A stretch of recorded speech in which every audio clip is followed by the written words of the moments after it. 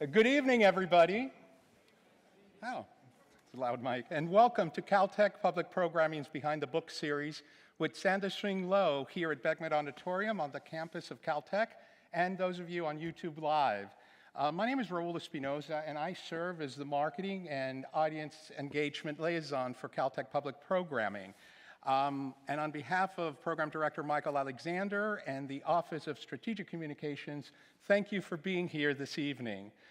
We also want to extend our thanks to our supporters and sponsors, and they are the Friends of Beckman Auditorium, the Caltech Employees Federal Credit Union, and a special shout out to the Caltech Alumni Association. Are any of you here in the audience this afternoon or this evening? All right, thanks for joining us. We're glad to have you. That's right. For over 55 years, Caltech Public Programming has been bringing you world-class performing arts, author series, lecture series, films. We strive to present content that's engaging, entertaining, and relevant. Like next month, for example, on Friday, November the 11th at 8 p.m. Pacific, here in Beckman Auditorium, our Caltech Live series will present the vocally stunning female quintet from Zimbabwe, Nobunto. Then on Tuesday, November 15th at 6 p.m. Pacific, online this time, we will present another Behind the Book series with science journalist Gaia Vince, who will discuss her new book, Nomad Century, How Climate Migration Will Reshape Our World. Gaia will be in conversation with Tapio Schneider, Caltech Theodore Y. Wu Professor of Environmental Science and Engineering. Then early in the month, we will also be presenting two special lectures from our Ernest C. Watson Lecture Series and our Science Journey Series, which will be presented in Spanish for the first time. So to learn more about these and other events, or to register or buy tickets, or join our monthly newsletter, please visit our website at events.caltech.edu. Once again, that's events.caltech.edu. So before we get started with this Behind the Book, I want to make sure that you please silence your cell phones and just notice where the exits are in case of an emergency. So this event will happen in three parts, actually. In a moment, I'll introduce our guests and who will engage in a conversation. Then we will open it up to questions from our audience online, as well as those here in the auditorium. And lastly, there will be a Q&A. After the Q&A, we'll say goodnight, sign off, and then we'll continue with a book signing, and I'll give you more instruction later on. So let's get this Behind the Book event started, all right? Yes, right? Very good. All right, so I'm going to make a couple of introductions real quick. She is the senior editor of engagement and premium content for the Southern California News Group and has led a dynamic career in publishing. She is the author of the novel Failing Paris, which was a finalist for the Penn West Fiction Award in 2000. She also published the best-selling memoir, Not by Accident, Reconstructing a Careless Life, a book sent 76 pick, as well as Faith in Carlos Gomez, a memoir of salsa, sex, and salvation. Our next guest, she's a writer, a performer, a contributing editor to The Atlantic, the host of the syndicated radio show The Lowdown on Science, and author of 6 previous books. Her work has appeared in Best American Essays. In addition to having been a regular commentator on NPR's Morning Edition and PRI's This American Life, she has performed 2 solo shows on Broadway. She is the author of The Mad Woman and the Roomba and a Caltech Distinguished Alumna. So please put your hands together and welcome to the stage Samantha Dunn and Sandra Tsing.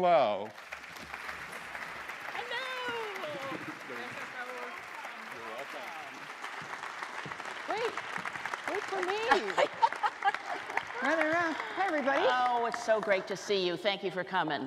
Lovely place. It's not COVID anymore if we're here. Ixnay COVID. Hey, so hi. Hi. Usually you and I are talking about other people's books on our show for the Southern California News Group, Bookish.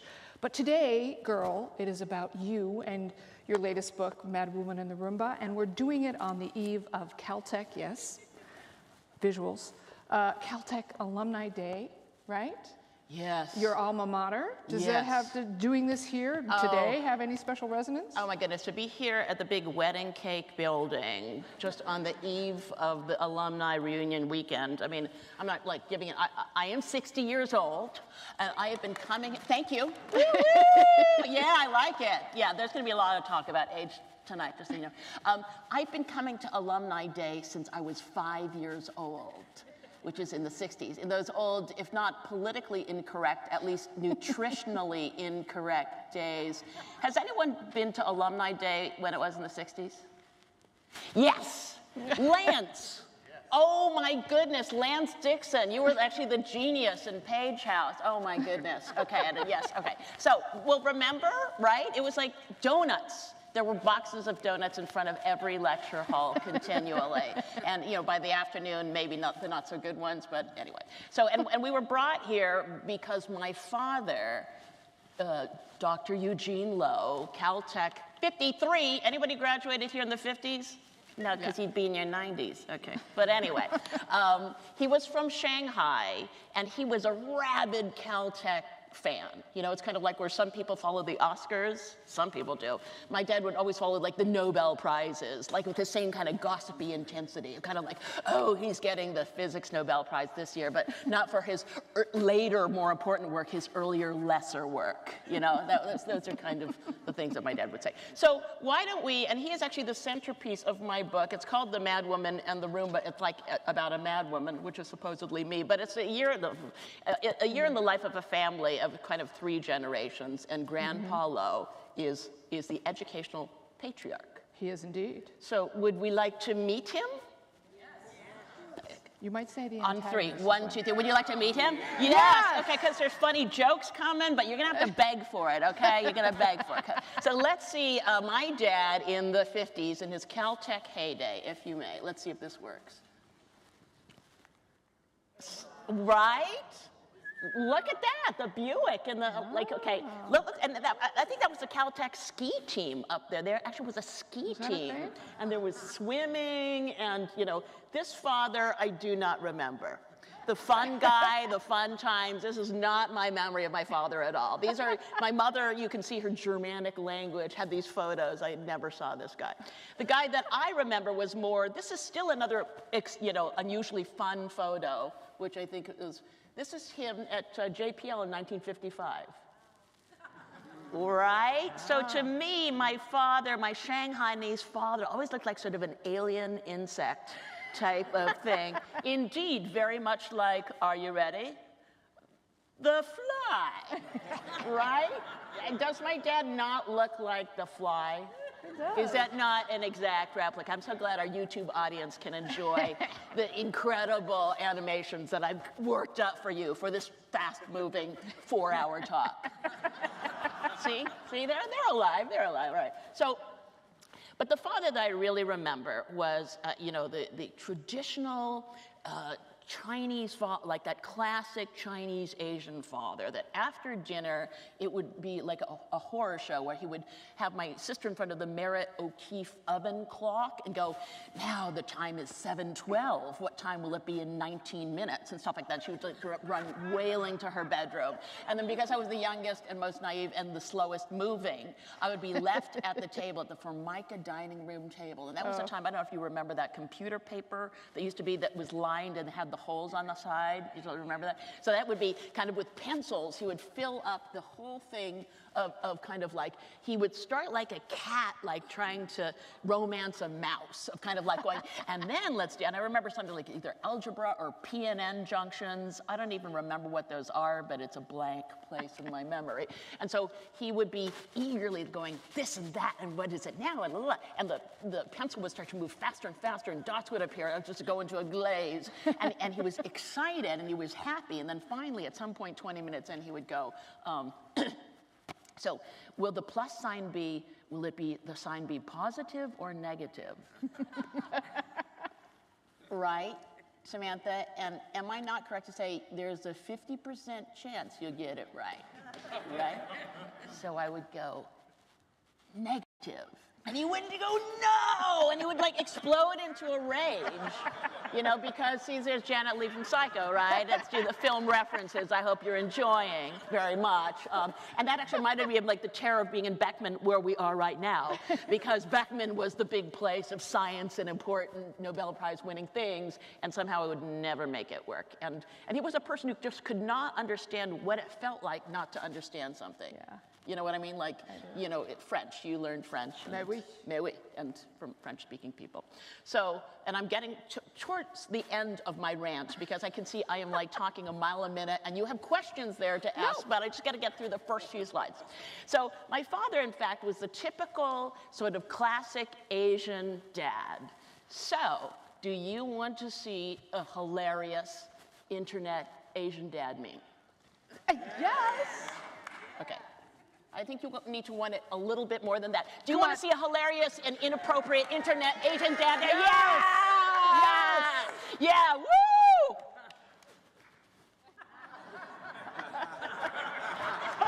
Ha ha ha! See, it took him a moment. It took him a moment. It took him a moment. First it was like, la la, and then it what? And then it built. Right, isn't that fantastic? You get hepatitis B, why not hepatitis A+? And I did say that with the accent, because I'm doing all the Asian thing today. And this has spawned another amusing, more gently amusing, but still quite on point internet meme, which I'll share with you. You don't have to beg for. Isn't that adorable? It's adorable. I like the way it slowly, it takes people just a moment to go. Yes. Hey, Dora. Yeah. Oh my goodness! It's all of my old memories coming back. This is old home week for you. Yes. Yeah.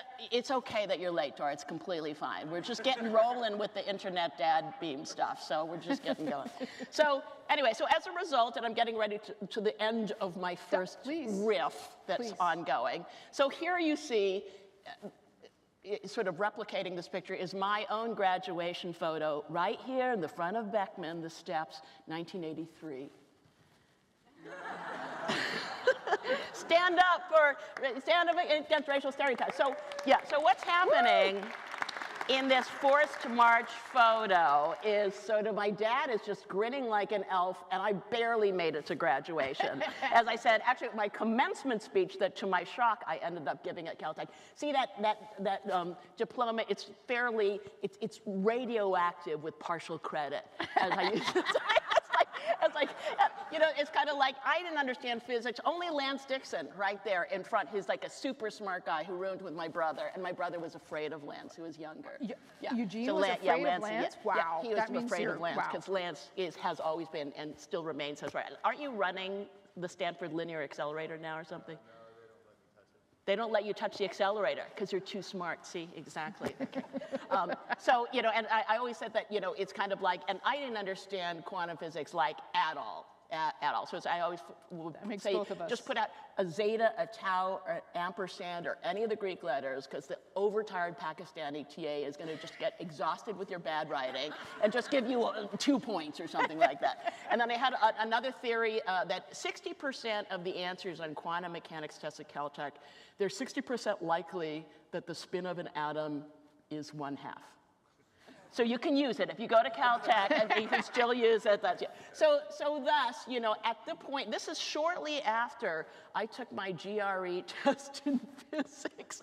And I think the thing is with Caltech, he said everything was devised from first principles. So instead of memorizing a formula like S equals 1/2 AT squared, you're supposed to derive it from all the laws of nature all the time. So as a result, when many of the Caltech people went and took their GREs, the UCLA engineers were just ripping through them, and Caltech was going, I don't know, it's like apples falling from a tree. So so that occurred. So at that point, when I took my GRE in a very dreamlike state, I looked at the first, you know, block on an inclined plane. That's a physics thing, isn't that? The block on an inclined plane. And I go, I probably know. I'm going to go back to that. Question number 2. This ball on a helix, I'm going to go back to that one. So like, no, I'm sort of skipping, like, this is not going well. And so when I get my results, it's kind of, this is a famous thing. I get, you know how, Samantha, you're hoping to get like a 93% or an 87% or 73%. When the result came, my percentage on my physics GRE was in, are you ready? You really want it? Yeah. You want this. In 07. which means 93% of the country did better than me, I think. Obviously, my math is not so good, right? Okay, so it's right around this time that I sort of leave physics and science entirely, and I go into the liberal arts, which, as I like to say to a Chinese father, is like pole dancing. Okay, they got that one a little quicker. Okay. So before we go any farther, I think it's important to say that you yourself, years later, did spawn children, as you write about in Mother on Fire. Yes, my other book.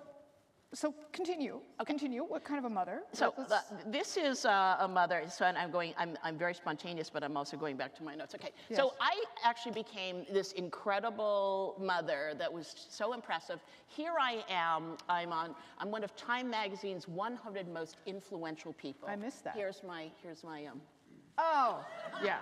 See how thin I look? Yeah. I've lost a lot of weight in that, and the boots or whatever. No, obviously this is not me. This is Tiger Mom, Amy Chua, right? I mean, there's so many things going on in that photo, I just can't even start. But there's a lot. So how could we forget the woman that gave us the expression in our lexicon, Tiger Mom? Do you remember the whole Tiger Mom thing? Oh my gosh, terrifying. Yes. Okay, so for those who have forgotten or blocked it out of their minds what Tiger Moms are. So Tiger Moms are kind of the offspring of the traditional Chinese, hard pressing parents. Okay, so the Chinese, or the Tiger Mom, is typically the hours and hours of piano and violin practice, and it has to be piano and violin. No bassoon, no clarinet, no ukulele, no banjo, no drums. No drums. So your son, I know, plays the drum. Yeah, that's not a Chinese thing. It has to be these classical instruments only, no viola. No. Okay, and then it has to be straight A's only. Straight A's, although now it has to be higher than straight A's. And then also, no non-academic extracurricular activities, no theater, no sleepover, you can't be villager number 7 and anything, God forbid you're in chorus, don't even do that because you're wasting your time. Carnegie Hall awaits you at 12 years old, and you cannot do that by screwing around. Okay, so by contrast, and I don't know how many Tiger parents are here, or maybe are there parents here today? Nobody's raising their hand. I go, there's kind of don't look at me. In the back. Yeah, there's a mid-focus glaze there. Okay, so many Western parents are more what I would call Panda parents, see? And you can see by the squiggly animation that I did. Okay, so we love hands-on, project-based creativity, like hands-on STEM, like the exploding Mentos volcano, and then bring a bean sprout in a milk carton and stuff like that. So we just really like that, hands-on STEM, even though that has actually nothing to do with science eventually, but we just hands-on STEM. It just feels a little better. Throw some clay, it's nice. Waldorf, really good. Okay, standardized testing stresses kids out. Okay, no standardized testing because it's just so hard on them. Okay, and then the arts in school, we have to have painting, dancing, drumming, all of these things, lots of drumming. And so, you have Waldorf, where basically I had a friend send her kids to Waldorf, and in 4th grade, the kids are going, we need to learn some math now. We've made a lot of the floral headpieces and done the Renaissance thing, but it's time to learn some math. Yeah. And I think that what's funny about this also is the idea of giving awards just to give trophies for no reason at all. So you might get, let's see, I have to remember this. See, I'm going to the book so that it comes from the book. So, they would have good attendance, not perfect attendance, because that's too stressful, but pretty good attendance awards at Valley Alternative Magnet, where my kid was, and my 2 kids were, and my younger one especially got, the best certificate ever. And this is a real thing. Certificate of Achievement in the area of bus riding for improved behavior on the bus. My kid got that. I know it's a Caltech, and it's a very vicious competition here, but my kid was one of 20 kids who got that, so pretty good. Pretty good. So the dirty secret is some of us who were sort of parented by these first generation, like my grandpa, low Shanghai dad, Tiger parents, I went the opposite way to do the Panda parenting. So the question then. Yes, there is a question. Yes, the question is, does panda parenting produce results? Because it kind of sounds cuddly. So please, does it? Well, no. It sort of works in the sort of elementary and middle school, and you're the best friend of your kid, and you're making lemonade together, and sort of doing Play-Doh, and like watching Anchorman or very inappropriate movies for their age or whatever. But then high school, then parents start to realize grades actually finally count in high school, and you know, in the 20th century, it's impossible to get into these quote unquote prestige schools. Oh man, my son is about to turn 14, so honey, what are you telling me? Okay, so just to put this in context, Samantha, except for Lance Dixon, who's been perfect ever, like, I think he probably did have the scores to get it. But look, just for some context, in the Lowe family, we have 3 Caltech alumni. I actually, laughably, am a distinguished alumna, which is the Institute's highest honor. None of us could get into Caltech today. None of us. Okay, so just at Caltech in the 70s, for context, it was possible to get in early admission with, let's say, an 800 math SAT. You sort of have to have that, sure, but in verbal, wait for it, 540. See, that's SAT scores are a big laugh now. See, that's how it's happened. Yes, and I won't say which one of us had that score going in, but yeah. So, and nowadays, like the winning like SATs, you know, all sound like my weight on Jupiter, and they're GPAs we've never heard of, like 5.0 and like 5.2, and those are like for AP classes. And also, apparently, even for Caltech, I think you need a sport now. WTF. Okay, so in the 70s, when we came to Caltech, we never played a sport, except we barely combed our hair. That would be too much cardio, you know? So it's like, I came to Caltech, I'd never picked up a volleyball before, because I grew up in Malibu, and those Malibu beach girls would just kill you. We're near the court. So, but suddenly, in my first semester, I'm starting middle blocker in the Caltech women's volleyball team. Like, none of us had ever played before. And of course, at that time, the school mascot was still the beaver. So for those of you who know that slang, it's kind of like our male fans would go Beavers. And that always divides generations, because the older people sometimes don't know what that's slang for, and so we're moving on. That's, you know, it's all right, fine, whatever. It's not on YouTube. Who knows what they're thinking about now? And of course now you have that fancy, the country club sports like tennis and swimming and lacrosse, which I'm afraid that my kids who grew up in Van Nuys think is a sparkling water. Well, speaking as the mother of a kid who thinks the captions on TikTok are considered reading, please tell me it's not all schools. Please tell me something. Well, I have to tell you, Samantha, and any of you younger parents out there, you'd be amazed what former safety schools now are not safe. I mean, in the 70s, UCLA was a safety school, and now when I look at my kids', you know, high school grades, I'm like, going, is there a UC below Merced? You know what I mean? I think you know exactly what I'm talking about. Okay. So anyway, you know, as described in my book, so let me get to the book. As described in my case, I panicked at the last minute and tried to convert myself from Panda mom to Tiger mom in high school. It was kind of too late already. So another title for this book would have been, instead of The Mad Woman in the Roomba, C+ Tiger Mom. That I had all the, we gotta do it, but I had none of the skills, okay? So, and my late father, Dr. Lowe, would be horrified. So, can I pull to the book for just a moment? Okay. So this is my nephew. Who's called Sam in the book. See, we thought it would be fun to make hats out of plastic bags. That's the level to which we're playing with. Okay, so at this point, this lovely young fellow who has, you know, his father was he was a 540 SAT verbal. There, I said it. It was my brother, not me. My verbal wasn't so great either, but it was in the 70s. So he had, where my sister, I call her Tiger Aunt K, is quizzing my brother of like what Sam's GPA is. And my brother goes, who is also a Panda, you know, a Panda parent, goes, his GPA, if you count AP classes, is somewhere up in the threes? Which, if you're a parent, your sphincter just closed, because you go, you'll never make it. Oh my God, like a 3-point, you'll just never get into any school. And he goes, and kids with his SATs have been known to get into colleges of some kind. So it's very unclear what is actually going on with this kid. But Samantha, what happens is one of the first hurdles they have to cross is they have to write an unwritable college essay. I love this part, please. Okay, Yes. so, you know, so he is called, Sam has called us asking for advice. So he reads the prompt.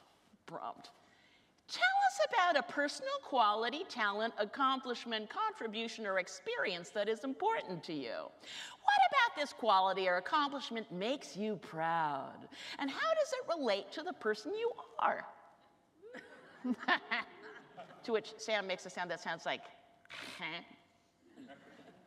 So my sister, Tiger Ann Kate, pounces in like Tony Robbins, like Sam, what are your passions? That's all they're asking. What do you love to do? And he goes, well, you know, just stuff. Biking, running, hanging out with my friends. She goes, but what drives you? Are you driven to learning, doing, inventing, creating? Think back to your childhood. And then I remember when Sam was 6 years old and he played chess, he had this amazingly unique way of playing chess. Now, I'm sure you all know how to play chess, right? Right. And, you know, the king is supposed to castle.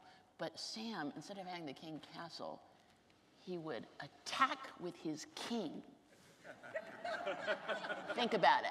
So the pawns are spreading out in a fan so that that king, one step at a time, is like punching out the pawn and like a horse. So it's like it's the most unique thing that I ever saw.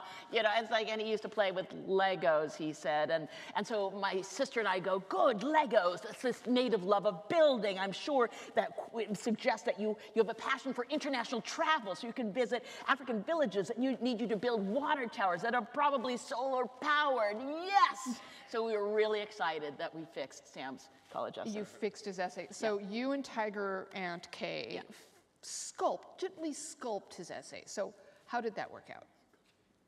Not well.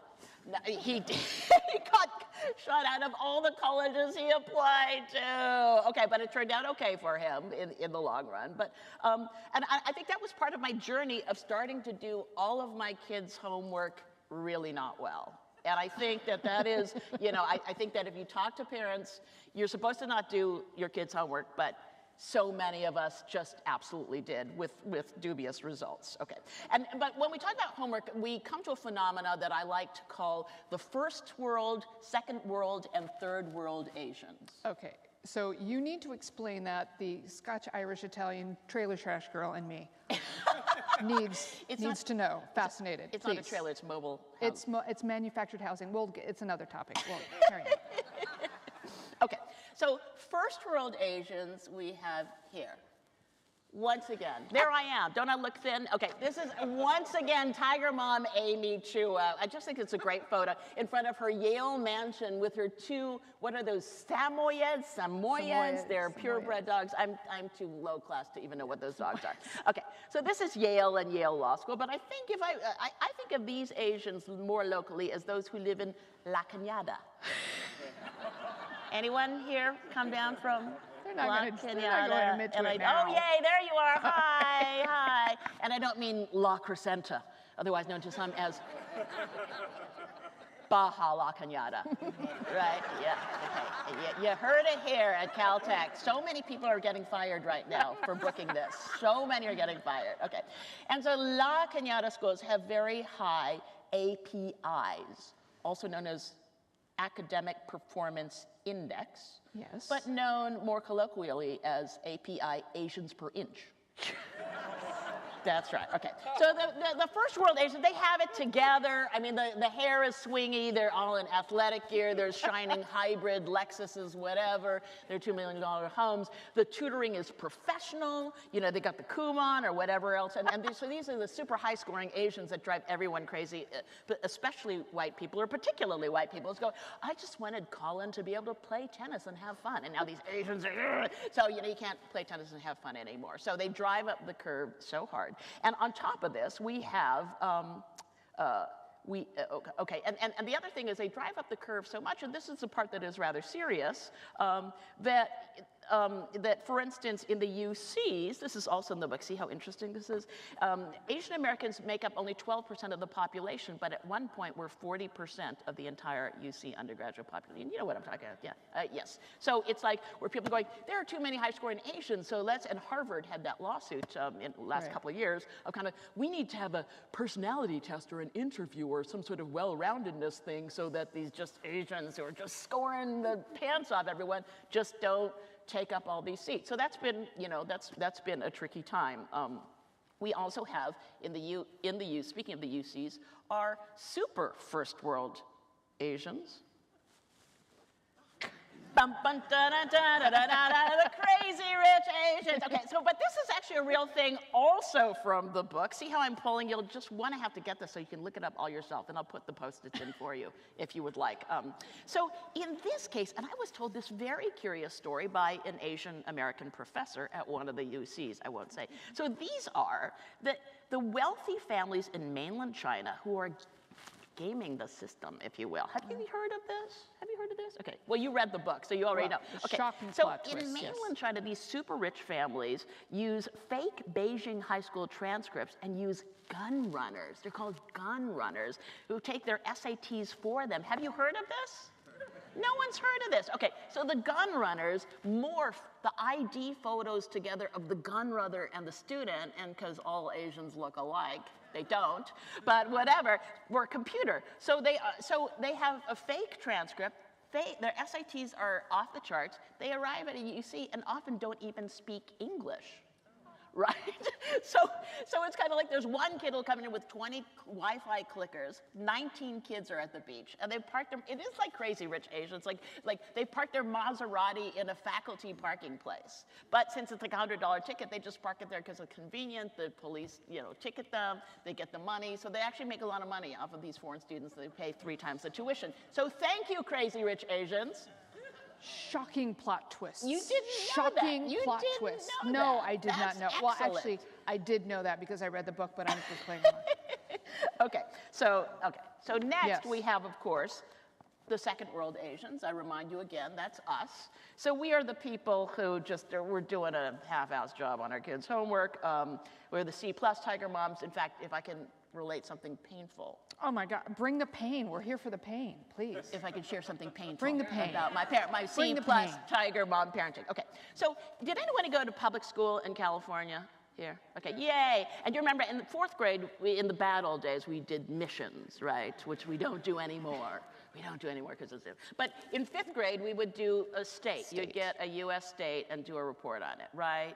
And I don't know about you, but my brother, sister, and I, you know, we got kind of I'm not going to say the sucky states, but the not very interesting states. Like Nevada, woo, or Illinois, Lincoln, or Rhode Island. It's tiny, whatever. We just get the normal states. Yes. My younger kid, this is so unbelievable to me. My younger kid gets Hawaii. Can you imagine? It's kind of like winning the jackpot. Hawaii is like Christmas and New Year's and Halloween all at once. And my kid is so excited, and they have 8 weeks to do the report. It's going to be the Mentos volcano, the hands on stem, you know, a shark, pineapple upside down cake, et cetera, et cetera. And so the thing about, the beautiful thing about being divorced, it may surprise you to learn, that from someone called a mad woman. The beautiful thing about that is that you always assume that the homework is being done at the other parent's house. Right? Yes. A couple of you are feeling me, and you don't have to say if you're divorced or not. So it's kind of like 8 weeks go by, and it's the literal night before that I am typing this child's report, and the entire art thing is like a faint pencil drawing of the Hawaiian state bird. It is called the nene. I mean, that's the whole thing. So it sounds fine. No, it's terrible, because you know what's happening is that meanwhile, I introduce you to the third world Asians. Please. Okay, are you ready? Yes. This is my dad's Filipino caregiver, Thomas, with my dad. Okay. So there's my dad, 94th birthday, clearly marked. Look at that beautiful cake, and there's even boysenberries there. I don't know what's going on. So, but what's happening here is, so Thomas gives amazing care, such amazing, shocking, amazing care. He probably kept my dad alive 8 years longer than he should have been, probably. And he's changing the GI tube. He gave him excellent care, right? So because we second world Asians are too privileged to change my dad's GI tube, like $15,000 a month is going from Grandpa Lowe's account into Thomas's. So my children's, Grandpa's college tuition that he would pay for my children is going to Thomas's family, so his brilliant and talented children can go to college on my dad's side because we're too lazy to do it. So that's sort of what's happening. And so not only that, it's like these new immigrant parents, damn them, Yes. these third world parents, they of course are also doing their kids' projects. Okay, of course they are, but on a much better thing. So my children went to public school in Van Nuys for many years, and it was very mixed. It was a Title I school. My older daughter is blonde, and not just blonde, but Children of the Corn blonde, right? Because her dad's from South Dakota, so when I would push the stroller in the park, everybody would think that I was her You were the nanny. nanny. Yeah, Well, exactly.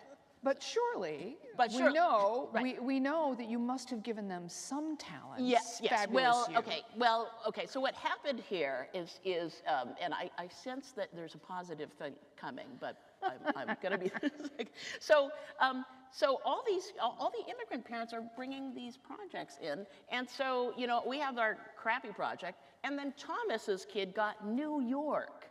So there's a huge diorama that's half the size of a person. There's an actual Statue of Liberty. There's running water and a motorized boat. I kid you not, going through this. So that's what we're competing with. So the first world Asian parents, and then the third world, and we're in the middle, and it's crappy. Okay, but let's go back. We know, talented you must have given your children some skill, and you did, and? Thank you so much for asking that gentle question. And yes, I did something very, very special for my children and their homework that I do not think either a first world or third world Asian could really impart in exactly the same way. Yes. And I'm pretty excited about it. Well, let's hear it. You want to hear it, right? Yeah. You want to hear it. Everybody, okay, I swear, this is going to blow your mind. This is totally, I am not kidding you. It's going to blow your mind. Okay, so. It is true that while I think my children are bright and talented, in schoolwork, I didn't think I always put in 100% effort. Okay, for instance, in writing. Okay, they kind of phoned it in. So as an example, I'm going to read you from page 128. Okay, first it's going to sound scary, and then I will comfort you. I'm going to read you my 10-year-old kids. I hope it was 10. I hope it wasn't 12, but you never know. I'm going to read my kids' entire report on owls. Don't worry, it's not very long. Owls. Some things that I know about owls are that they have large eyes, a large head, and that they are carnivores. Owls come in all different colors, shapes, sizes, and they all have a different name. For example, the barn owl, the elf owl, the great horned owl, and the snowy owl, they all come from the same family, all in caps. The owls. Concluding sentence? Okay, that is pretty much all I know about owls. That's my child's handiwork there. So I'm like going, I don't think this is Stanford level work here. Not so much. But fortunately, I am a professional writer. So I now give you my proudest achievement ever. Never mind all those awards and whatever. See, this is Mother and Father. It was called No Less Than a Feat of Genius by the New York Times. That's nothing compared to what I'm going to share with you now. Okay, you ready? Ready? Okay. So at some point, my 7th grader got assigned an impossible essay topic, an impossible homework assignment. And I give it to you here. Write 8 poems for the 8 parts of speech. From the back. And it all has to be in rhyming couplets. Wow. I know, right? Oh, and you're 7th grader, wishing for death, wishing for death. And I go, and my kid says, I'm not even going to try. And I go, honey, if you don't even try, you'll get an F. Fine. I can help, honey. Maybe you and mommy can write them together. Wouldn't that be fun? Just like to jump out the window, like, no. So I worked on these one weekend for, I kid you not, 14 straight hours. At one point I fell into a trance where Dr. Seuss's Cat in the Hat was coming after me with a bowling shoe. However, I think these are minor classics. So would you like to hear? Yeah, of course. Okay, I'm going to stand up because I'm Yes, so excited. Please. Okay. Okay, sorry. It's just, okay. Parts of Speech Poems by Sandra, age 56. I give you verb. Is there a noun you might disturb? Pair it with an action verb. Nouns just sit there fat and slow. They have nowhere else to go. Nouns wait still like birds on wire. Don't blame them, they're just plain tired. But here come verbs like gusts of wind. These fat noun birds no longer pinned. Running, jumping, skipping, hopping, verbs make nouns start rising, dropping when it's done. After all that flap, verbs will let you sleep and nap. Woo! Bravissimo. Okay, I think I'm going to do 2 more. Because they're so good. Aren't they good? Okay. All right, here we go. I'm going to do pronoun, and I'll follow it with preposition. Oh. Yeah, stakes are high here in Beckman Auditorium, Mark. See? Alumni. Yeah. Okay. Pronoun, done like a salty 94-year-old country grandma. He and she and we and me are simpler names for folks we see, like at Thanksgiving, round the table. Baby Frederick, Grandpa Mabel, Uncle Todd and Auntie Kim. Who's she or it or her or him? I'm 94, don't give a darn. I went to school inside a barn. From May to June to late November, who you are, I can't remember.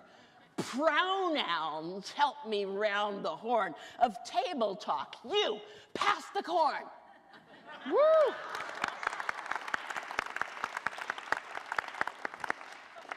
And finally, not think I'm going to do, I'm going to end with conjunction. Gotta really want it. Okay, I'll do it like a Valley girl. Oh my God, girl, have you heard the latest dirt from period third? So Pat and Kelly had a fight that Brittany Olsen tried to write. But BFFs with Claire and Ann and Beth and Lynn and Jane and Nan, a cat fight started in the yard and Brittany lost her Starbucks card. The drama in words I won't mince because although, unless, and since, nouns connect with just conjunctions, and without her lattes, she can't function. Woo! Rock on. Never seen my grade, B+. Oh. I know, right. how is that even possible? I don't even know. I don't know. Nobody does. It's not very Tiger Momish, I gotta say. But your kids, the 1/4 Chinese kids, they end up doing all right. They end up doing very all right. So give us some happiness here. Yes. Okay. So my nephew Sam, who wrote that terrible essay, like whatever, and got shut out of all of his colleges, including the safety schools. So he went to his local Monterey Peninsula Community College for 2 years. As my sister said, he started sleeping 8 hours a night. Did Excel spreadsheet to organize himself, got straight A's sort of at the midway point 2 years in, got offered scholarships by UCLA and Berkeley, whatever, Yeah. and interviewed 40 engineers, and they said, well, the place to go is Cal State, San Luis Obispo. So he went there, and then did thrive there for 2 years, and then went to work for a small and obscure company called Apple Computer. And then left there to work at the dark Death Star called Pinterest. So anyway, so he's doing like fantastically. Yeah, great. So I think all kids find their way eventually. And I think, I mean, overall, I would say, on a slightly serious note, for a moment is like since COVID, which, you know, did originate in Wuhan, not that an entire people should be blamed for it. I've been thinking a lot about like Asian Americans and how we're represented and how America sees us. And I think the Chinese, you know, if one word could apply to 1.4 billion people, which is almost 20% of the population of the entire Earth, you know. Sometimes in the US there are these stereotypes, the tiger mom stereotypes, the robotic, you know, children achieving and test taking or whatever.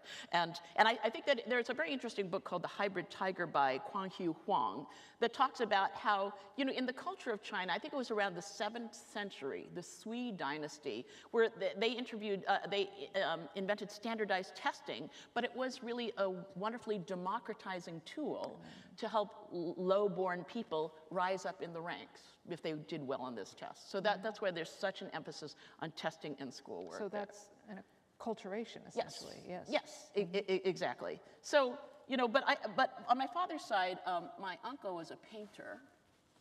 And it was interested, and my Chinese relatives came over from Shanghai to America, you know, about 20 years ago, I would say. And so they were a whole family of painters, and it was interesting, they used Chinese techniques to paint American scenery. So this is a Chinese technique of the painted desert, and these are like beautiful paintings. And I remember visiting my uncle in New York at his little apartment, and his most distinguishing characteristic was not that he was a robotic test taker, but because he would always eat pot stickers 2 by 2. Always even numbers, never odd numbers. So never 3 or 9, but certainly 20 or 40 or 60. And I think and that was so in my DNA that now I always do that with kettle chips, you know. Never 13, only 30, you know, or whatever. So, and I think that sort of reminded me of many of the Chinese and hybrid Chinese people I know in my family. You know, they have that kind of play. You know, I think of Sam attacking with his king. You know, Joe Chang is another Caltech alum who's not in my family, but who I know, who gave me this great thing for Mother on Fire, that he, just as an Asian dad, would invent enjoyable ways to teach his children things like math. For instance, Samantha, would you like to learn how to teach a 5-year-old the principle behind square roots? I would like to learn it myself. 5-year-olds. Would you like to, in one moment, I'll give it to you right now. This drawing looks a little bit more complicated than it should, but I stole it from my book. Okay, so here you go. Squares. I have to hit the thing. Okay. So, it's more complicated. Okay. Have children simply make boxes with colored pebbles. So you give them 1 colored pebble, and there's 1. Then you give 2 colored pebbles and have them make a box. Then you get 3 colored pebbles and have them make a box with that. So they just naturally start building boxes in this way. And then they are starting to make squares. Isn't that cool? It's very cool. It's kind of cool. It's a little panda-y, though. It is. Totally, it's pictorial, it's friendly, it's fun, it's not scary. And I think that another example that I thought was kind of fun was, so the Lowdown on Science is the radio show that I host. And our funder for many years has been the late Dr. Ellen E. Hughes, also a Caltech grad. And he really was very interested. He was such an intellectually curious man, and he became fascinated with a structure called antiprisms. And so the One World Trade Center is an antiprism, which is a prism that is kind of skewed. So he really wanted kids to get excited about antiprisms. And so we go, yeah, we're going to figure out how to do that. And of course, here, unfortunately, is the wiki of the and you go, this order, like, in geometry, an n-gonal antiprism or n-antiprism is a polyhedron composed of 2 parallel direct copies, 2 n triangles. Oh, that's so clear. Antiprism is a subclass of prismatoids. Now I understand. They're a subclass of prismatoids. All this yes, time. You know, and so degenerative and a degenerate type of snub polyhedron. Woohoo! Okay. So I was talking to my brother about this, and my brother is interesting because he was that kind of Caltech kid 540 verbal, but really bright, where he said that he would sit around and, plastic, paper straws, the paper things, the paper casings that they'd come in, and I hope, Lance, that, my brother did not do this, but I'm sure he did many odd things in his, well, volleyball. Anyway, so that he would fold paper all the time. He would just fold it and zigzag. And there's another slide in here that that's where I interviewed David Politzer, actually right here, Nobel Prize in Physics many years ago in quantum mechanics, and he couldn't skip at school so that the teachers thought he was, he was not mentally fit. But he would lie around a lot and look at patterns like bandsaws and jigsaws and fringes in the bottom of chairs and stuff like that. So my brother thought about it, and do you think I could explain an antiprism to you in 15 seconds? I hope so. Okay. Do it. Snub polyhedron. He just goes, so you do a piece of paper up there, and then you draw lines, and then there's a piece of paper down here, and then you do diagonal ones. And you cut that out, and then you fold it and make a prism. And you cut that out and fold it, and it'll make an antiprism. And you can do this with any number of sides. You can make any number of antiprisms you want, and when you look from the top, so a prism just kind of looks like the sides, and the antiprism looks like a star. So I was thinking, you know what? These are kind of like the Chinese and Chinese adjacent people I know. Wouldn't it be cool? And this is a little bit of my soapbox here.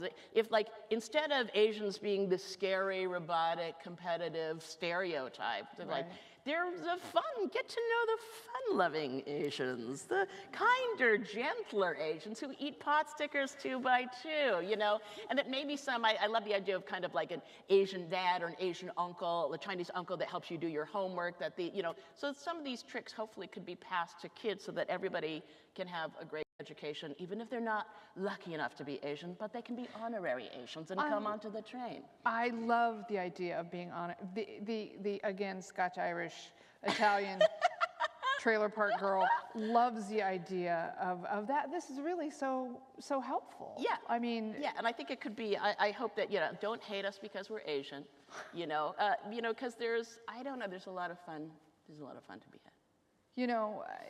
That idea of education being accessible, that's really the heart of Mother on Fire. Yes, Yeah. which is my somewhat more political book, but still fun. It has all the tricks in it. I mean, I think finally, in conclusion, the Mad Woman, the Roomba, the heart of it is really, the question is, did the apples fall far from the tree, or are we, in a way, part of the tree? I always thought of my dad, I'm getting a little choked up because I'm postmenopausal. I always thought of my dad as this just very robotic, hard-ass kind of just taskmaster. I remember when I blew my GRE, and I was in Page House, and he would call on the telephone, go, apply to grad school in electrical engineering at any school now. He was so terrified that I was going to fall out, so he was terrified. But, in fact, and I also want to show you, before I get there, if you know any children that need a project and want to win a free t-shirt, I have some of these, and see me after, okay? So, my father, so here he is. He had a very strange sense of humor. I think he was riding a bus and then it exploded. Nobody was hurt, it exploded. And so he would take a grinning photo in front of it. So my father, in fact, was known for hitchhiking up and down all across Los Angeles. Because he said, hitchhiking in Los Angeles, why? You meet such nice people that way. And in fact, by chance, Angelica Houston one time picked him up completely by accident. This is crazy story. And she talked to him about her father, whatever, and he said, well, it was a good ride, but not a great ride, because she had to drop off another friend first in Beverly Hills. So it's like, you can't make this stuff up. But I think that also people would tell me still years later, and they still come up, that how he would get into a car, he's like, oh, you are from Hungary, and he would greet them in Hungarian and sing a song and whatever. So I really started thinking that maybe, he was at a time where he had to be a Hughes aircraft engineer and support a family of 5. Yeah. Maybe he wanted to be a performer, and all he could do was hitchhike. And here he is, if you have not a strong stomach, okay. Woo! Okay, so there he is, and of course he would famously, dumpster dive in Malibu and get ladies' Speedos out and then wear them, if you were lucky, because sometimes he was not wearing anything. And so there was a grunge band in California that did a song called The Naked Handstand Man, because he would do naked handstands with his stuff flying everywhere. And then there's a This American Life story that I did where this Malibu grunge rock band wrote this kind of Pearl Jam, I Am the Walrus kind of praising song of him called Mr. Lowe's Not Afraid to Be Naked. Yeah. And so you can see here when so whoops. Yeah. Whoa, yeah. What happened there? Dumpster trumps. So, so I think in the extent, maybe all of us are not the stereotypes that other people think of us as, or not even as our children think of us as. And so in conclusion, this is my second to last slide. There's my father, and that's my German mother. So I'm Chinese Germanic, which is why I always look Latino, and no one knows what I am. So, in the beginning, they had fun. And I remember, and we would have adventures, early on that I remember, which is kind of the fun of learning and intellectual play. And so we went to see the Tower of Pisa, the Leaning Tower of Pisa, right? It leans. So my father had the idea that since it leans one way, if we sat in front of it and leaned the other way, it would look straight. Good idea? Not good idea? You want to see the photo? Okay, here we go, the Leaning Tower of Pisa photo. So many things go wrong here. Okay. So, no, because the ground is still the ground. So here you see 4 tiny people leaning for no reason in one direction in front of a leaning tower. And of course, the coup de grace is my mother's purse in front that she forgot to remove that overtakes the whole photo. So still, that's it. And so that's the story of my Fabulous, family. fabulous. Okay, well, listen, I think there was so much fabulousness. Let us open up for questions, shall we, Raul? Of course. So this is how we're going to do this. By the way, great presentation, right? And you guys are great. Thank you so much for coming out in COVID. It's great. Thank you so much for coming. And people on YouTube, thank you. Yes. So those of you on YouTube Live, just type your questions in here. And those of you in the auditorium, there are 2 mics in the aisle. If you would just line up along the mics, I will then just either point at that mic or this mic or ask one of the questions that's on YouTube. And we'll go from there. Go to it, right? So anyways, if you want to start lining up, and then let's see if there's any questions here. Not yet. There's a bit of a 20-second delay. There we go. I see Bob Niemak. There you go. Yes. All right. Yes, sir. I know you're a terrific pianist. Which parent got you to study piano? Oh, that's an interesting question. Well, my mother was, and I think my father, because he came from this university in Shanghai where he had learned German, and he was a big fan of Goethe and the arts, et cetera, et cetera. So both of my parents were really fans of ballet and opera, second acting, coming late, whatever, because we couldn't always afford full price tickets. So they both did, my mother was the one that really impresarioed all the piano lessons and ballet lessons. We lived in Egypt for a little while because my father basically got laid off from Hughes. So he would teach these university positions abroad, which seemed glamorous, but it was out of need. So, and she would get the Mastro Caro, the former conductor of the Cairo Opera, and the prima ballerina to teach us. And my mother had such a gift of gab that people would go, why am I teaching a fat 6-year-old to what? But I guess I am. And she got also a lot of Russian ballet mistresses because around Cairo in 1968, there were a lot of Russians there, and Bolshoi and Kirov ballet dancers. It was in the Cairo Opera House before it burned down. It was for its 100th year anniversary. And you'd have these Kirov ballet mistresses with these ponies. They actually looked like they could be in a trailer park, honestly, because they had their beat up dance shoes and kind of their hair up smoking and complaining about it's so it was a really kind of colorful thing. We just none of us really achieved much, but I think the piano, it was great to have those piano lessons early on, and the 3 of us had them all at the same time, but thank you. This is why she's so amazing, because she could have just said my mom. Okay, I have an online question, and here it is, and this is from Jean Genie. Hi, I'm 11 years old. Aw. Were both your parents focused on grades? Oh, 11 years old. Yes, they were. And I think, but to the 11-year-old, I would say I had 2 kids, and my younger one sort of took a lot more, enjoyed some coaching, and we would spend 12 hours on biology homework and get a D, but it was a very high D, so we thought we were doing great. We didn't know that you could just go on the internet and get all these answers. As in 11, you're kind of in the middle school land. But my older kid did not want any intervention at all, and so they ended up doing just great. So I think, for the 11-year-old, it's like, your parents can be focused on it and drive you the other way or not, and it's going to work out fine whichever it's going to be. Good Thank you answer. for your question, Jeannie. Yes. Were you about to say something? Nope, Samantha? go No? ahead, please. Great. Yes. So the gentleman with the hat? Not to give away my age, but your brother and I were in the same class here. Oh my goodness! And I just want to bust a stereotype. I did play for the Caltech tennis team and JV basketball, so we did do sports in the 70s, I swear to God. But had you done sports in high school? No, here. And Here, right. But yeah. see, that's the thing that we did. Once you came to Caltech, it's like, I don't know why I'm starting in the basketball, but we didn't have to have done it before, That's true. which was the beauty. So my question is, did your brother end up following a path that was dad approved, or did he become a pole dancer? So my brother, Eugene Lowe, he is in fact, interestingly, a very well-known exotic dancer in the Florida Panhandle now. No, that's completely wrong. No.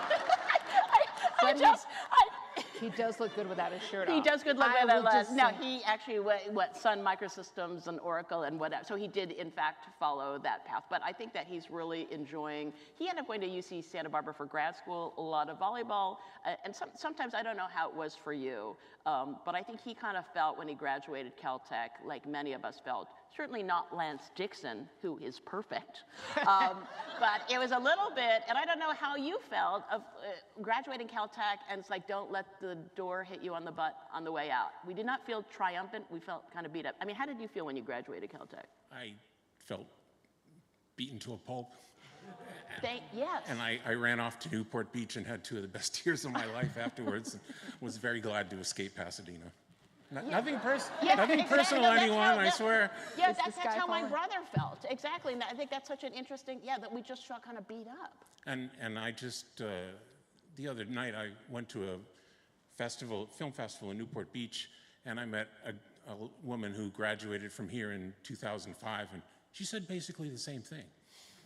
That she felt beat up also. But I didn't know this new brand of very successful Caltech undergraduate. I mean, I walk on campus or I see some of the visual strategic communications of the campus and I go, who are these Caltech undergrads? Yeah. They're good looking and they're loping around with good hair and they're throwing a Frisbee like at, I remember in the 70s at Caltech, it's like, wasn't that what Renaissance Ralph?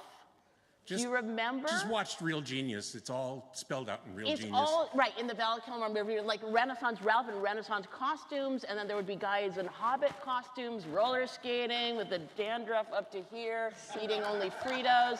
That was Greasy normal. hair. That was So normal. basically, right? it was pre-Comic-Con, is what you're saying. Yeah. Right, exactly. Well, I have a question for you. Yeah. Your oldest daughter, Maddie, is an incredible artist. I think you should give her a shout out for this. I'm just wondering, what would your dad think of her now? What would your dad think? Okay, so with my dad, and I will sort of segue, I'll do the usual slightly longish answer to that question. I think that he would be pretty delighted. Anybody who kind of makes it somewhere, he would be happy at this point. And I think I found the turn for me when I started, I started doing performance art, very much the pole dancing thing, and I had this one performance where I played piano on the Harbor Freeway at rush hour and then got all this publicity, and then people said, hire a publicist at $1,000 a month to keep the publicity going, and I go, I don't need to do that. I could throw $1,000 and $1 bills over myself as I played and get more publicity. So I ended up doing that, and of course it was on all the morning zoo radio stuff, and like Magazine. 200 or a couple hundred people came at the Hollywood Roosevelt Hotel, and I start playing the dollars drop down. I see hands grabbing and just attacking me, and just pulling the money. And of course, all these news cameras were there. And of course, my dad was first in line. and so the news cameras always would veer away from me to my dad because he was so colorful. And he holds up like $4 and he goes, all the money I spent on her Caltech education, and this is my first money back. You know, so he started kind of grafting himself onto my fame, and I would do My Father's Chinese Wives and pretend to do him. He would come in full-on Chinese costume, sit in the front row, steal focus, come afterwards, pretend he was me doing him. So he actually then kind of, he is the virus and I was his human host. So anyway, Dora, it's so good to see you. Likewise, amiga.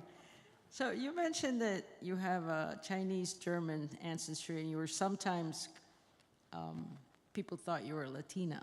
Yeah. I would love some story about trying to pass as a Latina.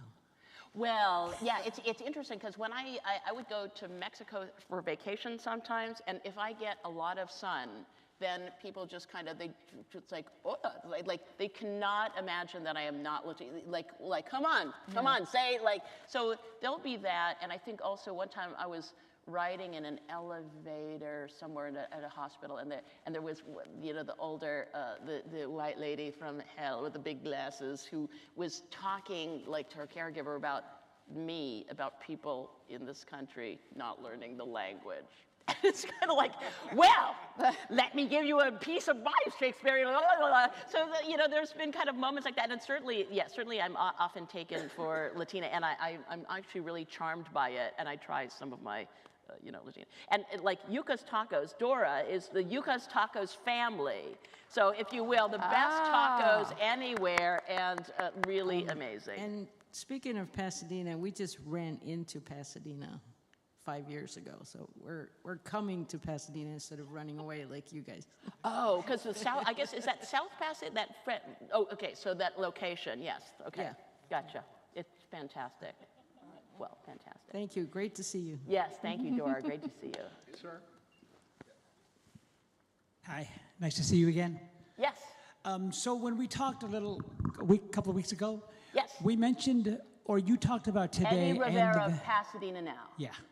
The famous, so if you read him, there he is.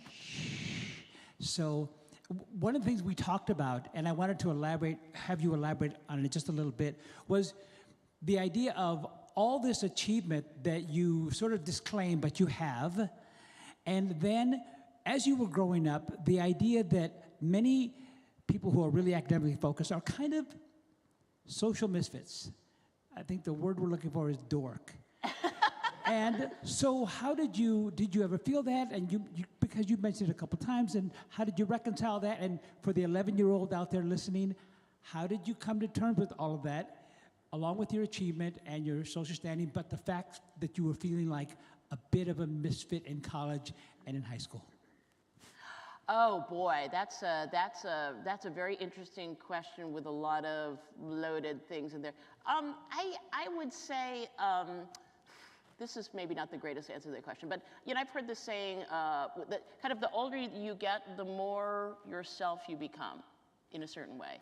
And I think that I was always like running around. I was the girl in the paint-spattered overalls and danskin leotard that was dripping from the swimming pool where I'd been swimming with a dog and painting it. So I was always a bit of a wreck when you kind of looked at me. And I still sort of am today. What is this lint on my whatever? Never. So I think that for kids, I think in general, to find your group of weirdos, I think is great. And I think in middle school, I used to say, and I went to Malibu High, as we talked about, which is like horrific. So you already think you're a dork, and you're at Malibu, because my Hughes Research Labs was in Malibu, we were the poor of Malibu, so that all the movie stars. You were the Trancas of Malibu. We were the Trancas. Movie stars' parents, and my computer day was Chad McQueen, son of Ally McQueen and Ally McGraw and Steve McQueen, and he didn't show up to the dance. So it was just like really horrific. But I think finding the weirdos that you bond with, and I had friends. We used to say we were so unpopular, we didn't even know we were unpopular. We just had no idea. We just like, I would run for things like 8th grade treasurer. It's kind of like, no one likes you. There's like, so a lot of ignorance is bliss stuff like dancing in circles with each other and having the debate club and the la la la la. So I think UN? Was there Model UN? there was. We started a paper called a group called the Young Bureaucrats of Course. I don't even know why. The YBOC. So it's like we just started clubs. We didn't even understand what they were. The hey nonny no, the madrigal. You know, we were just like the target on your back that you're just so, you know.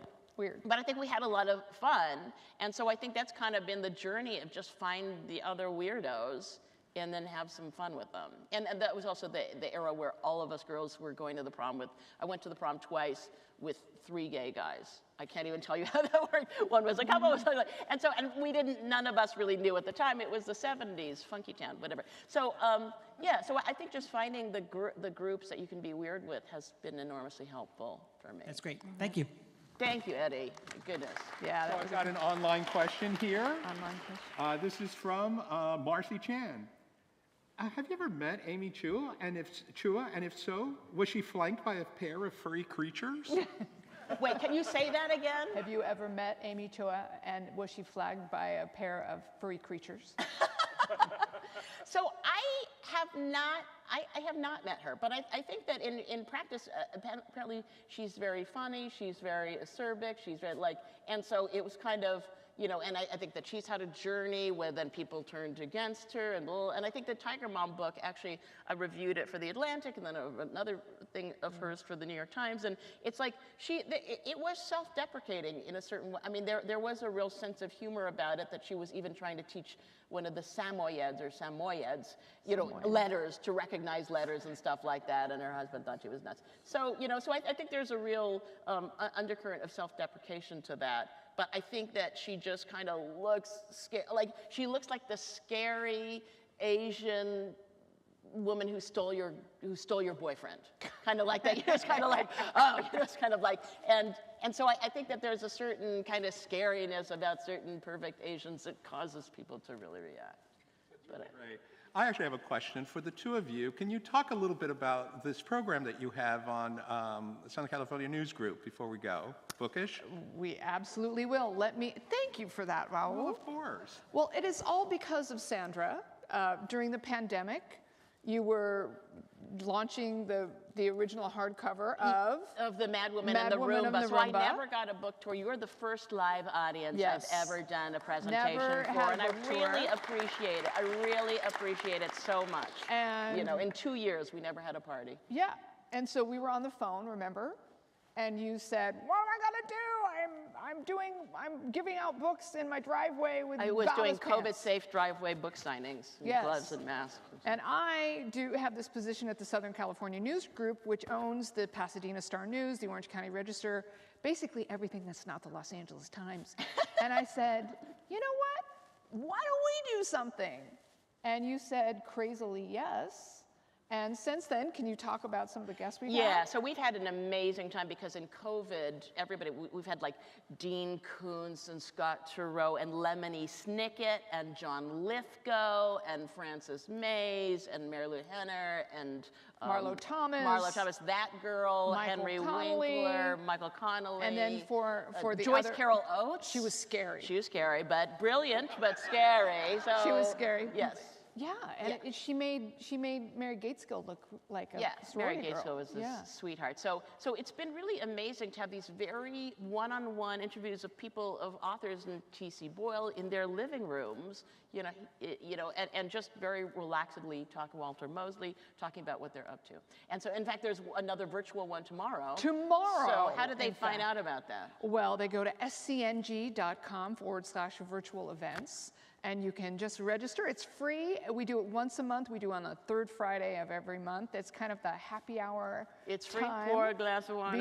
Begin your weekend with us. Well, I'm the Ed McMahon, as you can tell, to her Johnny. So we have a great time. Yes. Yeah. So please join us. That's fantastic.